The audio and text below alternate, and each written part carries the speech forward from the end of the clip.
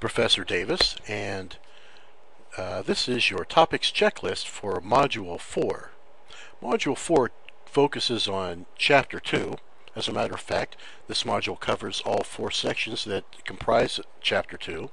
And you can think of Chapter 2 as somewhat of a chapter on analytic geometry, where we kind of combine the ideas of algebra and plane geometry. In Section 2.1, we introduce the rectangular coordinate system, the XY plane, as it were. Then there are 2 points of emphasis in that section. First, finding the coordinates of the midpoint of a line segment using the midpoint formula, and you'll see that in Example 3. And also, determining the distance between 2 points using the distance formula, and you'll find an example of that in Example 6.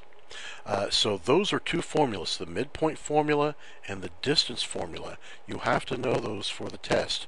So work on some of those exercises to make sure you have those 2 formulas ready to go. The exercises there in that section start on summary notebook page 63 or ebook screen 2.1-23. So there we want to do exercises 1 through 13 odd, 17, 18, and 19. Then moving along to section 2.2, that section is all on circles. So before you look at that section, I would encourage you to review the completing the square technique that we talked about back in section 1.4 when we discussed solving quadratic equations. That technique will come in handy with some of the exercises in this section. So what we want to do is to be able to write the standard form of a circle with either a given center and a given radius, or a given center and a point on the circle, and then finally with the endpoints of a diameter given, where you use the midpoint formula to find the center, and then you have a point on the circle, and you can use the techniques from Example 2. So you'd want to be able to write the standard form of a circle given any of those 3 pieces of information. And then we want to sketch a graph of a circle that's written in standard form. You'll see an example of that in Example 4. So that uses the center and uses the radius. And then we want to be able to convert a general form of a circle into the standard form. And you'll see that shown in Example 5, and that's where we use that completing the square technique.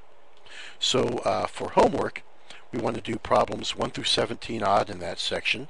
That starts on page 69 in your, if you have the summary notebook. On the ebook screen, you want to go to screen 2.2-19. And then section 2.3 is on lines. Very important section. First, we want to be able to find the slope of a line given 2 points using the slope formula, and then be able to sketch a line with a given point and a given slope, or given the 2 intercepts, the x-intercept and the y-intercept. And you'll see those shown in examples 2 and 7 respectively. And then we want to be able to write the equation of a line with a given point and slope. Remember the point slope formula that's shown in Example 3. That's very important for us. That's a prerequisite topic, so we need to know that point slope form. And then we want to be able to write the equation of a line given 2 points, where we compute the slope of a line and then use the point slope form. That's in Example 5. So those are very good review topics from intermediate algebra for you to practice.